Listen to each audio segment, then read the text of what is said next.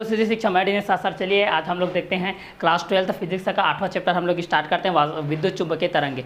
विद्युत चुंबकीय तरंगे क्या होता है इसके बारे में हम लोग जानेंगे। न्यू चैप्टर है, न्यू चैप्टर के साथ हम लोग देखते हैं। चलिए ठीक है, तो यहाँ पर हम लोग देखते हैं इसकी सर्वप्रथम इंट्रोडक्शन को देखते हैं। प्रस्तावना, वास्तव में इंट्रोडक्शन किस तरीके से होता है, प्रस्तावना क्या है, इस चीज़ को लिए हम लोग देखते हैं। चलिए तो यहाँ पर क्या होता है इस चीज़ के लिए हम लोग देखते हैं।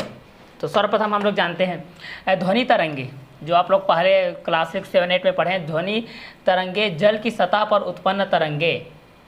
ध्वनि की तरंगे होती है जो जल की सतह पर उत्पन्न तरंगे होती है, डोरी में उत्पन्न जो तरंगे होती है, आदि ऐसी तरंगे हैं। आदि ये सब इस प्रकार के तरंगे हैं जिनके संचरण के लिए माध्यम की आवश्यकता होती है। जिनके संचरण के लिए किसकी आवश्यकता होती है, माध्यम की आवश्यकता होती है। इन तरंगों को यांत्रिक तरंगे कहते हैं। इन तरंगों को क्या बोलते हैं, यांत्रिक तरंगे कहते हैं। इन तरंगों को हम लोग क्या बोलते हैं, मैकेनिकल वेव्स बोलते हैं। मतलब क्या तरंगे बोलते हैं, यांत्रिक तरंगे बोलते हैं। इनको क्या बोलते हैं हम लोग, यांत्रिक तरंगे। ये सभी को हम लोग क्या बोलते हैं, यांत्रिक तरंगे। तो यांत्रिक तरंगे किसके अंतर्गत आती है, तो ये जिनके संचरण के लिए माध्यम की आवश्यकता होती है। ऐसी तरंग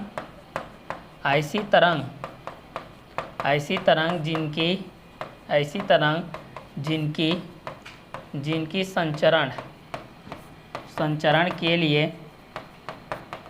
संचरण के लिए माध्यम की आवश्यकता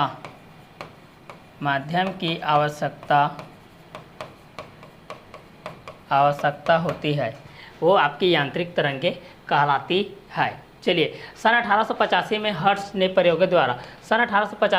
ने प्रयोगों द्वारा विद्युत चुंबकीय तरंगों के अस्तित्व को प्रदर्शित किया। विद्युत चुंबकीय तरंगों के अस्तित्व को क्या क्या प्रदर्शित किया, जिसका उपयोग मार्कोनी एवं अन्य आविष्कर्ताओं ने, इनके साथ जो भी मिलजुल कर काम करते थे, अन्य आविष्कर्ताओं द्वारा संचार के क्षेत्र में किया गया था। जो वर्तमान के संचार तकनीकी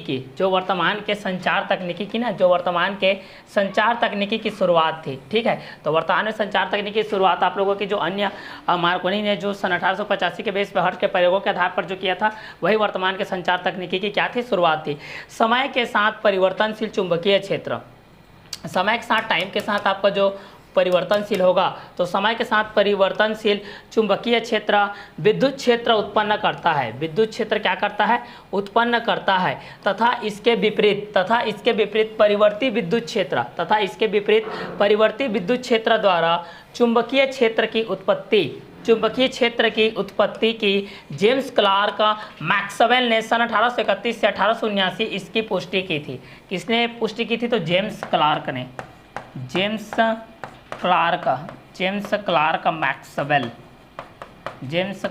मैक्सवेल ने पुष्टि की थी। समय के साथ, यहाँ पर देखिए, समय के साथ परिवर्तनशील धारा से जुड़े संधारित्र के बाहर किसी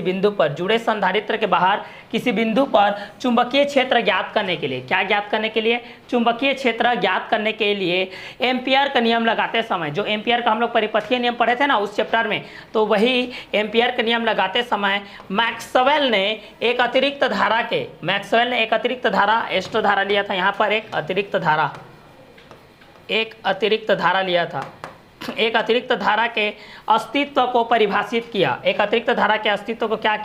परिभाषित किया, जिसे उन्होंने विस्थापन धारा का नाम दिया। विस्थापन धारा का नाम दिया। तो इसके बाद हम लोग देखेंगे विस्थापन धारा के अंतर्गत, तो ध्वनि तरंगे, जल की सतह पर उत्पन्न तरंगे जो होती है, वह डोरी में उत्पन्न तरंगे आदि ऐसी तरंगे होती है जिनके संचरण के लिए किसकी आवश्यकता होती है, माध्यम की आवश्यकता होती है। और ऐसी तरंगे जिनकी संचरण के लिए माध्यम की आवश्यकता होती है, ऐसी तरंगों को हम लोग यांत्रिक तरंगे कहते हैं। इनके प्रयोगों के लिए सन 1885 में हर्ट्ज ने प्रयोगों द्वारा विद्युत चुंबकीय तरंगों के लिए एक अस्तित्व को प्रदर्शित किया था, जिसका उपयोग मार्कोनी एवं अन्य आविष्कर्ताओं ने संचार के क्षेत्र में किया। इसका तो उपयोग देखा, उन्होंने एनालिसिस किया, लेकिन उसका उपयोग उन्होंने संचार के रूप में किया तथा वर्तमान के संचार तकनीकी की उन्होंने शुरुआत कर दी थी। ठीक है, समय के साथ परिवर्तनशील चुंबकीय क्षेत्र विद्युत क्षेत्र उत्पन्न करता गया। समय के साथ परिवर्तन होते गया, तो इसके विपरीत परिवर्ती विद्युत क्षेत्र द्वारा चुंबकीय क्षेत्र की उत्पत्ति को जेम्स क्लार्क मैक्सवेल द्वारा पुष्टि की गई। तो समय के साथ परिवर्तनशील धारा से जुड़े संधारित्र के बाहर किसी बिंदु पर चुंबकीय क्षेत्र ज्ञात करने के लिए एम्पियर का नियम लगाते समय मैक्सवेल ने एक अतिरिक्त धारा के अस्तित्व को जन्म दिया, अतिरिक्त धारा को पुष्टि किया, जिसको हम लोग विस्थापन धारा के नाम से जानते हैं। तो आगे हम लोग देखने वाले हैं विस्थापन धारा क्या होती है इस चीज को। क्लियर? तो चलिए आगे बढ़ते हैं हम लोग। विस्थापन धारा डिस्प्लेसमेंट करंट, विस्थापन धारा क्या होती है इस चीज को हम लोग देखते हैं। और अभी तक आप लोगों ने हमारे चैनल को सब्सक्राइब नहीं किया तो चैनल को सब्सक्राइब कीजिए, बेल आइकन को प्रेस कीजिए ताकि आपको इस तरह के एक वीडियो का नोटिफिकेशन मिलते रहे। और अपने मित्र, सखी, यार दोस्त और सहेली लोगों को अभी तक आप लोगों ने इस सीजी शिक्षा ऐप के बारे में नहीं बताया तो उनको शेयर कीजिए। क्लियर? मात्र 500 रुपीज सालाना शुल्क के साथ है। चलिए आगे देखते हैं। विद्युत धारा के चुंबकीय प्रभाव के अंतर्गत, विद्युत धारा के चुंबकीय प्रभाव के अंतर्गत, विद्युत धारा के चुंबकीय प्रभाव के अंतर्गत हम देख चुके हैं कि परिवर्ती विद्युत धारा चुंबकीय क्षेत्र उत्पन्न करती है। संधारित्र के आवेशन, संधारित्र के आवेशन की प्रक्रिया में संधारित्र के बाहर किसी बिंदु पर चुंबकीय क्षेत्र, किसी बिंदु पर चुंबकीय क्षेत्र ज्ञात करने के लिए एम्पियर के परिपथीय नियम में जहां हम लोग म्यू नॉट जो लगाया था, निर्वात की जो चुंबकशीलता होती है और जो आई होता है वो किसका मान होता है, धारा का मान, म्यू नॉट आई, ये होता था म्यू नॉट चुंबकशीलता होता है और आई धारा का मान होता है। तो इस चीज को हम लोग देख ही चुके थे एम्पियर के परिपथीय नियम के बेस पे। क्लियर? तो इसी चीज को उसने बोल रहा है कि विद्युत धारा के चुंबकीय प्रभाव के अंतर्गत हम देख चुके हैं कि परिवर्ती विद्युत धारा चुंबकीय क्षेत्र उत्पन्न करती है। संधारित्र के आवेशन की प्रक्रिया में संधारित्र के बाहर किसी बिंदु पर चुंबकीय क्षेत्र ज्ञात करने के लिए एम्पियर के परिपथीय नियम में जहां पर म्यू नॉट आई निर्वात की चुंबकशीलता तथा आई धारा का मान होता है। तो इस विसंगति को दूर करने के लिए जो हमारे साइंटिस्ट होते हैं, वैज्ञानिक होते हैं, उसमें कुछ न कुछ गुण, कुछ न कुछ दोष होता है। तो जब प्रयोगों के आधार पर करते हैं तो उस विसंगति को दूर करने के लिए, ठीक है, इस विसंगति को दूर करने के लिए मैक्सवेल ने एक परिकल्पना की, मैक्सवेल ने एक परिकल्पना की कि यह न केवल चालक से बहने वाले, न यह केवल चालक से बहने वाले विद्युत धारा चुंबकीय क्षेत्र उत्पन्न करती है, अपितु स्वतंत्र आकाश निर्वात, स्वतंत्र आकाश या निर्वात अथवा किसी परावैद्युत माध्यम में, अथवा किसी परावैद्युत माध्यम में एक समय परिवर्ती विद्युत क्षेत्र के, एक समय परिवर्ती विद्युत क्षेत्र के, किस पर, एक समय परिवर्ती विद्युत क्षेत्र के कारण भी एक चुंबकीय क्षेत्र क्या करता है, उत्पन्न हो सकता है या उत्पन्न कर सकता है, या उत्पन्न हो सकता है। तो इन्होंने क्या किया कि इस विसंगति को दूर करने के लिए मैक्सवेल ने परिकल्पना की कि यह न केवल चालक में बहने वाली विद्युत धारा चुंबकीय क्षेत्र उत्पन्न करती है, अपितु स्वतंत्र आकाश निर्वात अथवा किसी परावैद्युत माध्यम में एक समय परिवर्ती विद्युत क्षेत्र के कारण भी एक चुंबकीय क्षेत्र उत्पन्न हो सकती है। इस धारा को मैक्सवेल की विस्थापन धारा कहते हैं। अब इस पर उत्पन्न जो धारा होती है भाई, उसको हम लोग मैक्सवेल के विस्थापन धारा कहते हैं, क्योंकि इसकी परिकल्पना मैक्सवेल ने दी थी, इस कारण से इसको मैक्सवेल का विस्थापन धारा बोलते हैं, मैक्सवेल की धारा बोलते हैं, मैक्सवेल की विस्थापन धारा। ये ऑस्ट्रेलिया का क्रिकेट खिलाड़ी ग्लेन मैक्सवेल नहीं है जो क्रिकेट में आप लोग देखते हैं चौके छक्के उड़ाते हुए। क्लियर? तो ये मैक्सवेल एक हमारा साइंटिस्ट है, वैज्ञानिक है, जो कि भौतिकी शास्त्री है, विस्थापन धारा कहते हैं। अतः विस्थापन धारा या मैक्सवेल की विस्थापन धारा वह धारा है, दूसरे शब्दों में इसको हम लोग इस तरीके से परिभाषित कर सकते हैं कि विस्थापन धारा या मैक्सवेल धारा बोलते हैं इस चीज को, वह धारा होता है जो परिवर्तनशील विद्युत क्षेत्र के, जो परिवर्तनशील विद्युत क्षेत्र के अर्थात विद्युत फ्लक्स में परिवर्तन, जो आपका विद्युत फ्लक्स होता है, फाई होता है, के कारण उत्पन्न होती है। विद्युत फ्लक्स के कारण क्या होती है, उत्पन्न होती है। इसे हम लोग फाई से प्रदर्शित करते हैं। इसका मान निम्न सूत्रों के द्वारा हम लोग क्या कर सकते हैं, व्यक्त कर सकते हैं। तो विस्थापन धारा डिस्प्लेसमेंट करंट के अंतर्गत हम लोग ये चीज देखे हैं कि विद्युत धारा के चुंबकीय प्रभाव के अंतर्गत हम देख चुके हैं कि परिवर्ती विद्युत धारा चुंबकीय क्षेत्र उत्पन्न करती है। संधारित्र के आवेशन की प्रक्रिया में संधारित्र के बाहर किसी बिंदु पर चुंबकीय क्षेत्र ज्ञात करने के लिए एम्पियर के परिपथीय नियम से जहां म्यू नॉट के बेस पे आप लोगों को चुंबकशीलता आई धारा का मान था, इस विसंगति को दूर करने के लिए मैक्सवेल ने एक परिकल्पना किया था जो कि न केवल चालक में बहने वाले विद्युत चुंबकीय क्षेत्र पर उत्पन्न करती है, अपितु स्वतंत्र आकाश निर्वात अथवा किसी परावैद्युत माध्यम में एक समय परिवर्ती विद्युत क्षेत्र के कारण भी एक चुंबकीय क्षेत्र उत्पन्न हो सकते हैं। इस धारा को हम लोग मैक्सवेल की विस्थापन धारा कहते हैं। अतः विस्थापन धारा या मैक्सवेल की विस्थापन धारा वह धारा होता है जो परिवर्तनशील विद्युत क्षेत्र अर्थात विद्युत फ्लक्स में परिवर्तन के कारण उत्पन्न होती है। इससे हम लोग फाई से दर्शाते हैं, इसका मान निम्न सूत्र द्वारा हम लोग व्यक्त कर सकते हैं। क्लियर? तो यह था आप लोगों का विस्थापन धारा displacement current. Now your next topic is विस्थापन धारा के बारे में हम लोग थोड़ा और आगे एनालिसिस करते हैं, वास्तव में किस किस चीजों पर इफेक्टिव रहता है। तो विस्थापन धारा चालन धारा के बराबर होती है। जो आपकी विस्थापन धारा होती है वह चालन धारा के क्या होती है, बराबर होती है। चालन धारा के क्या होती है भाई, बराबर होती है। इस चीज को हम लोग देखते हैं। जो आपकी विस्थापन धारा होती है वह चालन धारा के क्या होती है, बराबर होती है। चालन धारा के बराबर जो चलायमान होती है, जो आपस में करंट की तरह, दिष्ट धारा की तरह, प्रतिरोधी धारा की तरह चलती रहती है। तो विद्युत धारा का सांतत्य, जो सांतत्य होता है आप लोगों के बराबर के में, जो कि दोनों में संतुष्टि हो, ठीक है। सांतत्य किसी बंद परिपथ के अनुदिश चलान धारा और विस्थापन धारा के योग में सांतत्य का गुण होता है। सांतत्य का क्या होता है? गुण होता है। यद्यपि वे व्यक्तिगत रूप से स्वतंत्र नहीं होते हैं, व्यक्तिगत रूप से क्या नहीं होते हैं? स्वतंत्र नहीं होते हैं। तब हम लोग ये बोल सकते हैं कि जो संधारित्र परिपथ में चलान धारा और विस्थापन धारा का योग जो नियत रहता है, इस प्रकार चालन धारा और विस्थापन धारा के योग में सांतत्व का गुण पाया जाता है। सांतत्व का क्या पाया जाता है? गुण पाया जाता है। तब हम लोग ये जानते हैं कि विस्थापन धारा से निकाले गए जो निष्कर्ष होते हैं, वह फैराडे के विद्युत चुंबकीय प्रेरण के नियमानुसार प्रेरित विद्युत वाहक बल पर, किस पर? प्रेरित विद्युत वाहक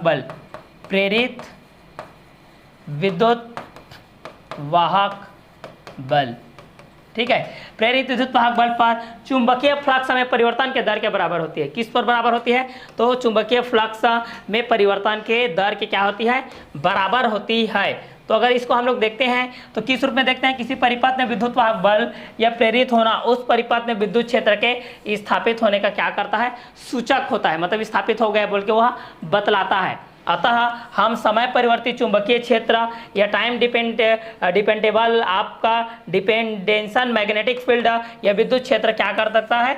उत्पन्न कर सकता है। तो यहाँ पर ये चीज़ तो हो गया आपका विस्थापन धारा के अंतर्गत। हम लोग इस चीज़ को देख लें जिसमें सबका चलान धारा विस्थापन धारा के योग में सांतत्य के बराबर होती है। आगे देखते हैं विस्थापन धारा के गुण को। हम देखते हैं प्रॉपर्टीज ऑफ डिस्प्लेसमेंट करंट। चलिए, तो विस्थापन धारा के गुण क्या क्या चीज़ होते हैं, इस चीज़ को हम लोग यहाँ पर देखते हैं। चलिए, तो जब विद्युत फ्लक्स के मान में, फर्स्ट है जब विद्युत फ्लक्स के मान में परिवर्तन होता है, तब विस्थापन धारा उत्पन्न होती है। इसका अस्तित्व स्थायी अवस्था में चलान धारा के क्या होती है? समान नहीं होती है।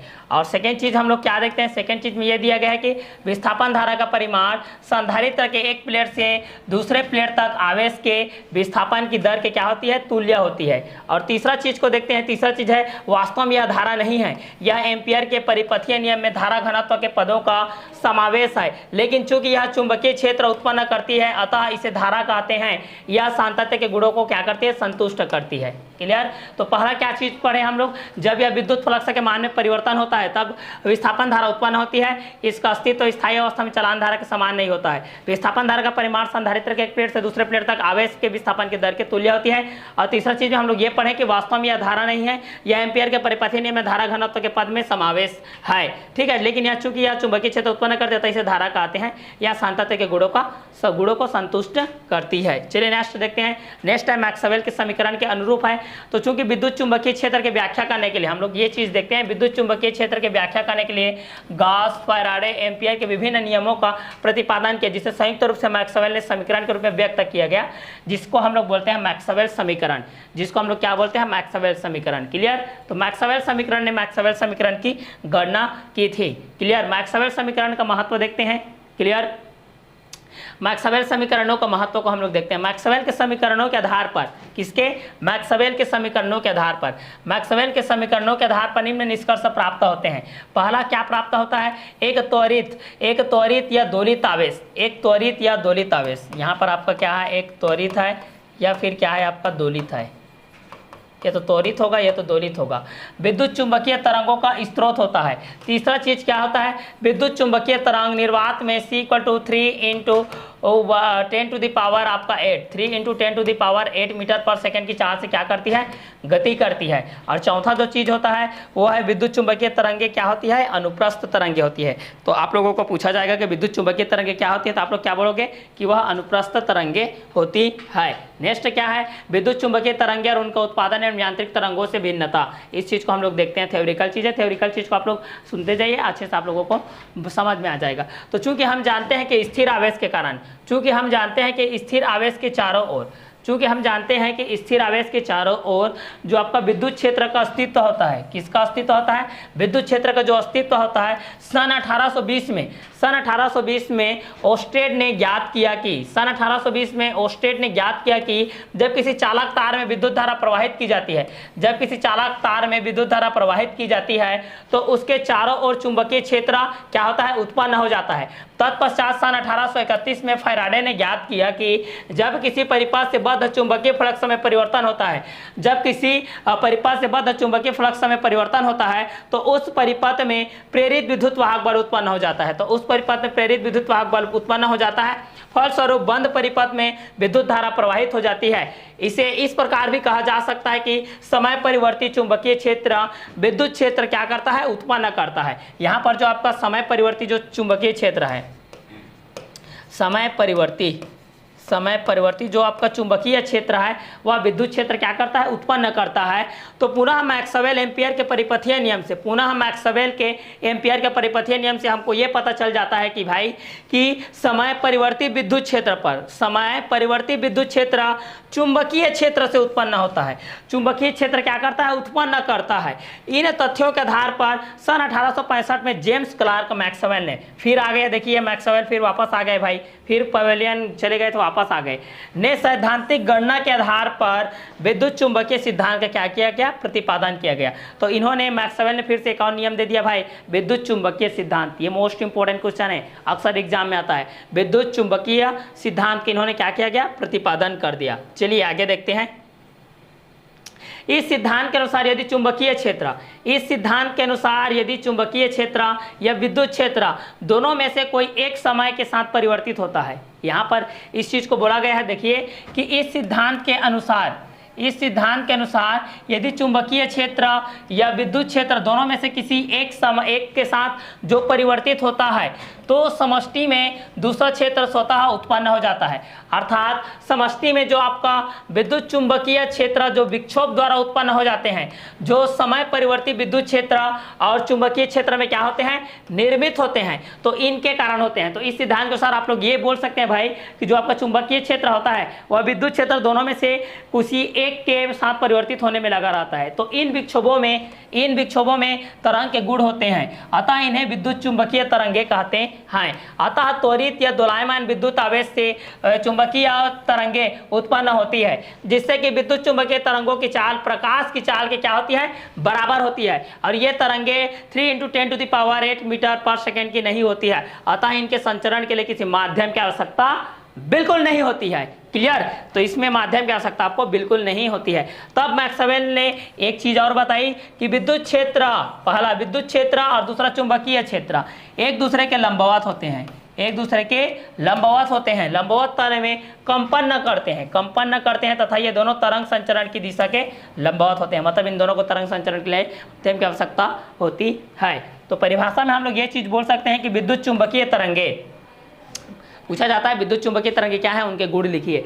तो विद्युत चुंबकीय तरंगे वे तरंगे होती है जो एक दूसरे के लंबवत तलों में विद्युत क्षेत्र और चुंबकीय क्षेत्र के ज्यावक्रीय दोलनों से बनी होती है, दोलनों से क्या होती है, बनी होती है, तथा यह दोलन तरंग संचरण के दिशा की क्या होती है, लंबवत होती है। तो ये चीज़ को आप लोग याद रखिएगा कि विद्युत चुंबकीय तरंगे वे तरंगे होती है जो एक दूसरे के लंबवत तलों में विद्युत क्षेत्र और चुंबकीय क्षेत्र के ज्यावक्रीय दोलनों से बनी होती है, तथा ये दोलन तरंग संचरण की दिशा की क्या होती है, लंबवत होती है। चलिए, तो जैसा कि हम लोग देख रहे थे, विद्युत चुंबकीय तरंगे अनुप्रस्थ तरंगे होती है। जो आपके विद्युत चुंबकीय तरंगे जो होती है वो आपकी अनुप्रस्थ तरंगे होती है। ठीक है, तो यहाँ पर हम लोग ये चीज़ बोल सकते हैं कि जो आपकी विद्युत चुंबकीय तरंगे होती है, विद्युत चुंबकीय तरंगे, जो आपकी विद्युत चुंबकीय तरंगे होती है वो आपकी अनुप्रस्थ होती है। क्या होती है भाई, अनुप्रस्थ होती है। क्लियर? तो विद्युत चुंबकीय तरंगे आपकी क्या होती है, अनुप्रस्थ तरंगे होती है। क्योंकि विद्युत क्षेत्र और चुंबकीय क्षेत्र, क्योंकि विद्युत चुंबकीय क्षेत्र में तरंग संचरण की दिशा के लंबवत दोलन करते हैं, तो इस पर एक विद्युत चुंबकीय तरंगे आप लोगों के प्रदर्शित किया गया है, जो इस तरीके से रहेगा आप लोगों का भाई, ये आप लोगों का x, ये y, ये आपका z, इस तरीके से रहेगा। क्लियर? जो z अक्ष के अनुदिश संचरित करती है, जो z अक्ष के तुरंत क्या करती है, संचरित करती है, तथा परिवर्ती विद्युत क्षेत्र और प्रतिचुंबकीय क्षेत्र बी वाई अक्ष से x अक्ष और y अक्ष के अनुदिश होती है। तो x अक्ष और y अक्ष के ये क्या हो जाएगी भाई, अनुदिश हो जाएगी। ठीक है। तो हम लोग यहाँ पर एक चीज़ बोल सकते हैं कि जो दोलनी विद्युत क्षेत्र और चुंबकीय क्षेत्र में संबंध है, जो मैक्सवेल ने यह बात सिद्ध कर दिया था कि किसी भी चाल के तरंगों के बराबर जो बड़ी राशि होती है, जो कि प्रकाश में तरंग की चाल 3 × 10⁸ के बेस पे जो होती है, उसी के बेस पे बोला गया था। तो उसी को ये बोला गया कि जो बी का मान होता है इसकी तुलना में बहुत ही क्या होता है, कम होता है, और चुंबकीय क्षेत्र बी और विद्युत क्षेत्र ई की तुलना में क्या होती है, बहुत ही क्षीण होती है। क्लियर।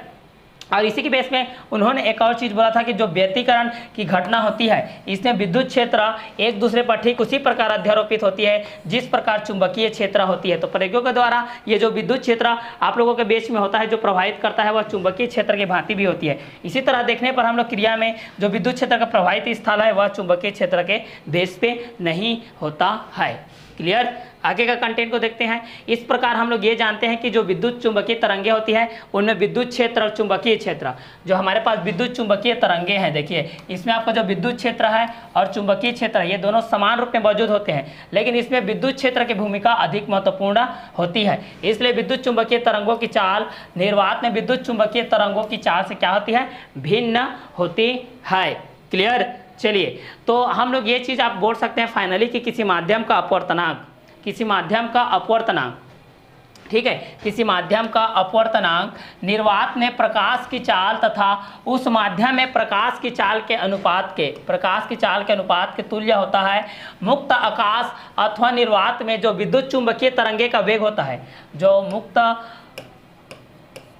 मुक्त आकाश होगा या आपका निर्वात होगा, इस चीज़ पे देखिए, ये दो चीज़ को फोकस कीजिए। निर्वात में जो आपका विद्युत चुंबकीय तरंगे रहेगा, जो आप लोगों का विद्युत चुंबकीय तरंगे हैं भाई, विद्युत चुंबकीय तरंगे, विद्युत चुंबकीय जो तरंगे हैं इनका वेग एक मौलिक नियतांक है, इसे लंबाई के मानक के रूप में भी लिया गया है। ठीक है। तो हम इस चीज़ को देखते हैं कि जो आप लोगों का विद्युत चुंबकीय तरंगों की जो ऊर्जा होती है वह विद्युत चुंबकीय तरंगों द्वारा ऊर्जा का स्थानांतरण करती है। यह ऊर्जा दोलनी विद्युत क्षेत्र और दोलनी चुंबकीय क्षेत्र में क्या होती है, संचित रहती है। दोलनों में क्या रहती है भाई, संचित रहती है। तो आगे इस चीज़ को हम लोग देखेंगे तो ये क्या हो जाएगा, जो आपका विद्युत चुंबकीय तरंगे हैं, विद्युत चुंबकीय जो तरंगों में ऊर्जा व उनका जो संवेग होता है, चूंकि विद्युत चुंबकीय तरंगों में संवेग होता है अतः विद्युत चुंबकीय तरंगे पर क्या करती है, दबाव डालती है। यहाँ पर जो विद्युत चुंबकीय तरंगे है, विद्युत आपके पास चुंबकीय जो तरंगे हैं भाई, उस पर क्या डालती है, दबाव डालती है। अब जाहिर सी बात है कि ऊपर से आएगा तो दबाव डालेगा ही, तो जिसे हम लोग विकिरण दाब कहते हैं, जो कि टी समय में आप लोगों की अलग अलग बेस पे होती जाती है। क्लियर। आगे देखते हैं हम लोग विद्युत चुंबकीय तरंगों एवं यांत्रिक तरंगों में अंतर। ये अंतर आता है, कोई 4 अंतर लिखिए विद्युत चुंबकीय तरंगों में या यांत्रिक तरंगों में। तो ये चीज़ को हम लोग देखते हैं अभी। देखिए, तो पहला होता है विद्युत चुंबकीय तरंगे। ये तरंगे क्या होती है, अनुप्रस्थ होती है। विद्युत चुंबकीय तरंगे क्या होती है, अनुप्रस्थ होती है, जबकि यांत्रिक तरंगे अनुप्रस्थ और अनुदैर्ध्य दोनों होती है। ये दोनों होती है, ये आपका एक होती है। ठीक है। तो कौन सी तरंगे, 2 तरंगे होती है, तो यांत्रिक तरंगे अनुप्रस्थ भी होती है, अनुदैर्ध्य भी होती है। विद्युत चुंबकीय तरंगे केवल अनुप्रस्थ होती है। उसी प्रकार विद्युत चुंबकीय तरंग, इन तरंगों के संचरण के लिए माध्यम की आवश्यकता नहीं होती है, इनके लिए माध्यम की आवश्यकता नहीं होती है, ये निर्वात में भी गमन कर सकते हैं। लेकिन यांत्रिक तरंगों के लिए सहचरण के लिए माध्यम की आवश्यकता होती है। ठीक है। इनको माध्यम की आवश्यकता होती है, यांत्रिक तरंगों की इनको माध्यम की आवश्यकता नहीं होती। विद्युत चुंबकीय तरंगों को, इन तरंगों की चाल अत्यधिक होती है, 3 × 10⁸ मीटर पर सेकेंड के हिसाब से ये होती है। ठीक है। जबकि इन तरंगों की चाल क्या होती है, बहुत ही कम होती है, क्योंकि इनको माध्यम में संचरण की आवश्यकता होती है भाई। चौथा नंबर में यह है कि इन तरंगों में विद्युत क्षेत्र और चुंबकीय क्षेत्र एक दूसरे के लंबवत तथा तरंग संचरण की दिशा की क्या होती है, लंबवत ये लोग कंपन करते हैं। जबकि यांत्रिक तरंगे माध्यम में कण तरंग संचरण के लंबवत होती है तथा तरंग संचरण के अनुदिश ये कंपन करते हैं। पांचवा चीज, ये तरंगे ध्रुवण का गुण प्रदर्शित करती है। ठीक है। विद्युत चुंबकीय तरंगे ध्रुवण का गुण प्रदर्शित करती है, जबकि यांत्रिक तरंगे केवल अनुप्रस्थ तरंगे ध्रुवण प्रदर्शित करते हैं। तो ये था आप लोगों का 5 अंतर, जिसको 1 by 1 देख लिए। ये अनुप्रस्थ है, ये अनुप्रस्थ अनुदैर्ध्य है, इनको माध्यम के संचरण की आवश्यकता नहीं होती, इनको माध्यम के संचरण की आवश्यकता होती है। इनकी चाल अत्यधिक है, इनकी चाल कम होती है। ये लंबवत होते हैं, ये लंबवत में ये तरंगे ध्रुवण प्रदर्शित करती है, केवल अनुप्रस्थ तरंगे ध्रुवण प्रदर्शित करती है। आगे जो होती है विद्युत चुंबकीय तरंगे, और इनमें अंतर जो होती है विद्युत चुंबकीय तरंगे ध्वनि तरंगे में अंतर, इस चीज़ को देखते हैं। अभी हम लोग यांत्रिक और इसके बीच में देखें, तो चलिए इस चीज़ को हम लोग देखते हैं, विद्युत चुंबकीय तरंगों को देखते हैं और किसको देखते हैं, ध्वनि तरंगों में। दोनों में से एक का अंतर तो आएगा, ये तो विद्युत चुंबकीय तरंगे ध्वनि तरंगे में कोई 3 अंतर लिखिए, या विद्युत चुंबकीय तरंगे या यांत्रिक तरंगे में कोई 3 अंतर लिखिए, इस तरीके से आएगा। तो चलिए इसको एक एक करके देखते जाते हैं। ये क्या बोल रहा है, ये तरंगे अनुप्रस्थ तरंगे होती है, ये तरंगे अनुप्रस्थ तरंगे होती है, और ये तरंगे वायु में अनुदैर्ध्य तरंगे होती है। और विद्युत चुंबकीय तरंगे निर्वात में भी गमन कर सकती है, और जबकि ध्वनि तरंगे निर्वात में गमन नहीं कर सकती है। थर्ड चीज भी ये बोल रहा है कि इन तरंगों की चाल अत्यधिक होती है, जो इनके मीटर पर सेकंड के बेस होते हैं, इन तरंगों की चाल बहुत ही कम होती है, इसको बताया गया है। अब विद्युत चुंबकीय तरंगों के लिए एक चीज और बताया गया है कि इसको माध्यम के ताप से इन तरंगों की चाल क्या होती है, अप्रभावित होती है, जबकि इनका माध्यम का ताप बदलने से ध्वनि की चाल क्या होती है, बदल जाती है। पांचवा में ये चीज बोल रहा है कि विद्युत चुंबकीय तरंगों में विद्युत क्षेत्र एवं चुंबकीय क्षेत्र एक दूसरे के लंबवत तथा तरंग संचरण की दिशा की क्या होती है, लंबवत दोलन करती है। लेकिन ध्वनि तरंगों में ऐसा नहीं होता भाई, इन तरंगों के माध्यम के कण तरंग संचरण की दिशा में ही कंपन करते हैं। ये आपका ये तरंगे ध्रुवण का गुण प्रदर्शित करते हैं, जबकि इन तरंगों में ध्रुवण का गुण नहीं होता है। तो ये था विद्युत चुंबकीय तरंगे और ध्वनि तरंगों में अंतर। क्लियर, आगे देखते हैं विद्युत चुंबकीय तरंगों का संक्षिप्त इतिहास के बारे में हम लोग देखते हैं। तो विद्युत चुंबकीय तरंगों के संक्षिप्त इतिहास के बारे में हम लोग नेक्स्ट वीडियो लेक्चर में देखते हैं। तो आज का क्लास हम लोग यही और करते हैं, नेक्स्ट वीडियो लेक्चर हम लोग मिलेंगे नेक्स्ट वीडियो के साथ। तब तक के लिए अलविदा, okay bye, have a nice day.